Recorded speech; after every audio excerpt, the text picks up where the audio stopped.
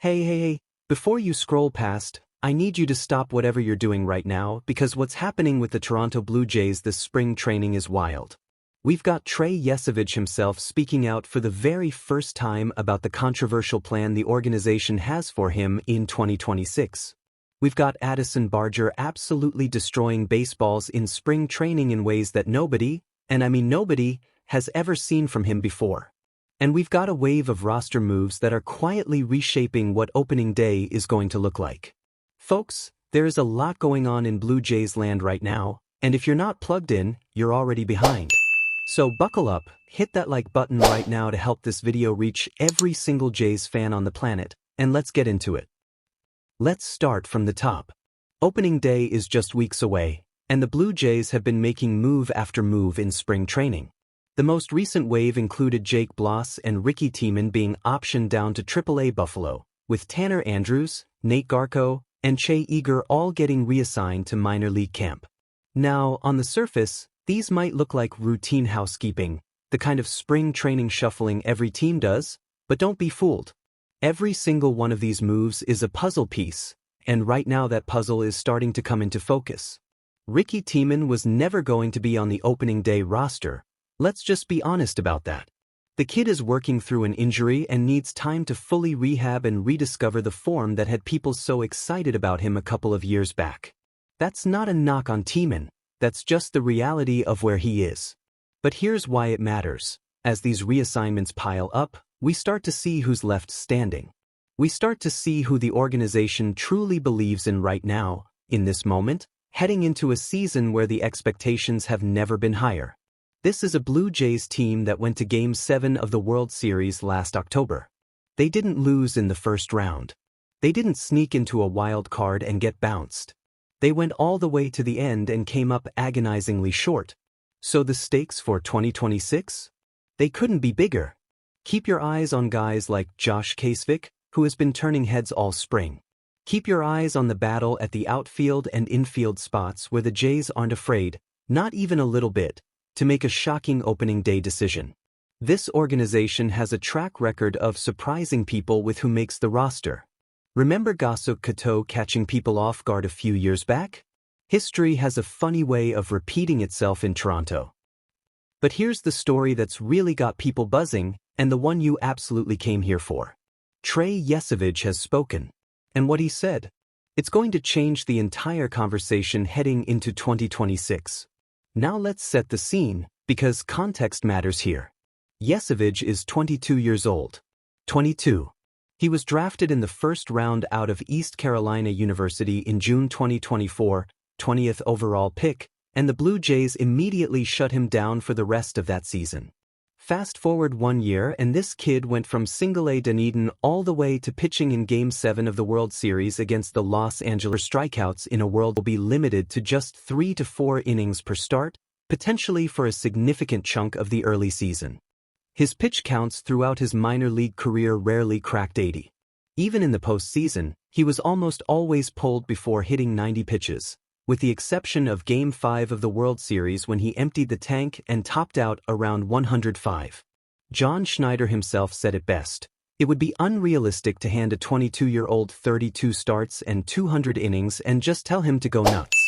The goal isn't dominating April. The goal is October. And for that plan to work, the Blue Jays need Yvich healthy, rested, and absolutely locked in when the leaves start to fall. Now, what did Trey have to say about all of this? Because here's where it gets really interesting. The young ace spoke out, and he couldn't have painted the organization in a more positive light if he tried. I know everybody in this organization has my best interests in mind, Yvich said. They limited my pitch count last year and I was able to stay healthy the entire season. They're professionals at this, and they've handled me well before, so I have all of my faith in them. Folks, that is a young superstar fully bought in. That is a franchise cornerstone who trusts the people around him. And look, yes, he's 22, and no, he's not about to publicly throw his employers under the bus in spring training. But watch how he said it. He referenced last year. He referenced what happened when they managed his workload and how it led to him staying healthy through one of the most grueling developmental journeys any prospect has ever been asked to make. He's not just saying the right things, He genuinely believes them. And here's the painful part that every Jays fan needs to make peace with right now, before the season starts, because it will happen. Picture this, it's May. The Blue Jays are facing the Yankees. Trey Yvich is on the mound absolutely shredding them. He's through 4 innings. 12 strikeouts already. The Yankees lineup is flailing. The Rogers center is rocking. And then John Schneider walks out to the mound at 72 pitches and pulls him. And maybe, just maybe, the bullpen blows it. The Blue Jays lose.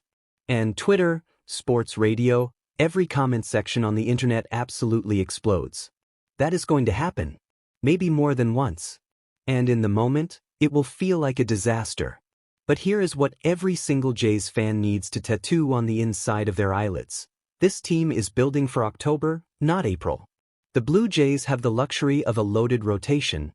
Max Scherzer on a 1-year deal brings veteran presence and championship DNA that helps bridge the gap when Yesevich comes out early. Kevin Gausman and Jose Barrios are there. Dylan Cease was brought in for exactly this reason. The machine is built to handle Yesevich's limitations early in the year. Every conversation about this team must be framed around a World Series run, and that means protecting the most important arm in the building at all costs. Now let's pivot, because while everyone's talking about Trey Yvich, and rightfully so, there's another story unfolding in Dunedin that deserves every bit as much attention. And that story's name is Addison Barger. The 26-year-old third baseman and outfielder has been absolutely on fire this spring training. We're talking about a guy who last season hit 21 home runs, posted a .243 average, and showed flashes of the kind of damage he can do, but also showed some real inconsistency, particularly against left-handed pitching. He held a .264 slash line with an over .500 slugging percentage through late July, and then kind of ran out of gas down the stretch. The advanced metrics, though, the StatCast numbers, the expected stats, the exit velocity data, all of it pointed to the same conclusion. Barger is capable of so much more than what he showed in the regular season. His average exit velocity sat at 91.7 miles per hour. His hard hit rate was over 50%. The raw power has always been there. It just hasn't always shown up consistently in the box score. This spring? Different story. Against the Detroit Tigers just days ago, Barger went 2-for-3 with a home run and 3 RBIs. But here's the part that made people sit up straight. That home run went to the opposite field against a left-handed pitcher, something he had never done in any major league, postseason, or spring training game in his entire career. Read that sentence again. He'd never done that before. Not once. And he did it in a spring training game, like it was nothing, with a swing that had scouts and analysts reaching for their phones. The Blue Jays specifically designed their spring training schedule this year to throw left-handed pitching at Barger early and often, knowing that his ability to handle lefties would be the difference between him being a solid complementary piece and him being a genuine offensive weapon in the middle of a lineup. "It's nice to get thrown into the fire a little bit," Barger said with a grin. That's the kind of attitude you love to hear from a player on the cusp of a breakout season. And here's the thing that makes Barger's development even more exciting when you zoom out and look at the big picture. The acquisition of Jesus Sanchez completely unlocked Barger's versatility. With Sanchez in the fold, the Blue Jays can now construct lineups that protect Barger better, put him in more favorable matchups, and give him the defensive flexibility to play right field or third base depending on who's available and how the matchups stack up. When you look at the potential lineup constructions, whether the Jays are facing right-handed or left-handed starters, Barger can slot into multiple positions and remain productive regardless of the game situation. Add in the versatility of Ohtani Okamoto and the weapons throughout this lineup, and you start to realize that if Addison Barger finally puts it all together in 2026, this offense doesn't just improve. It transforms. Think about what a fully unleashed Addison Barger looks like in a lineup that already features George Springer at the top, Vladimir Guerrero Jr. in the middle of the order, and a World Series-tested group of hitters who know what it takes to win in October. If Barger is mashing lefties consistently, if his second-half fade from 2025 was a stamina issue that's now been addressed, and if this spring training performance is a preview of what's coming, then folks, the Blue Jays might have one of the most dangerous offenses in the American League. And yes, losing Bobby Dalbec will sting somewhat, and there will be conversations about lineup construction and whether the pieces all fit together perfectly. But when you factor in what Jesus Sanchez brings as a right-handed masher, and what Barger looks capable of when he's right, the ceiling on this offense is genuinely scary. So let's bring it all together, because there are a lot of threads here and they all connect to the same central point. The 2026 Toronto Blue Jays are being built with one destination in mind, and it rhymes with World Series. Trey Yvich is being protected because he is the future, and the organization knows it. The pitch count limits, the early innings restrictions, the caution in spring training, all of it is a calculated, deliberate investment in October. He went from Single A to Game 7 of the World Series in 1 year, set rookie records that may never be broken, and now the Blue Jays are doing everything in their power to make sure he's the guy standing on the mound when October comes calling again. Addison Barger is on the verge of becoming exactly what the Jays always believed he could be when they kept developing him through all those years in the minor leagues. The tools were always there. The power was always there. The arm strength was always elite. And now, with a more protective lineup around him, a clearer defensive role, and a coaching staff that's investing in his development against left-handed pitching, the breakout might finally be arriving.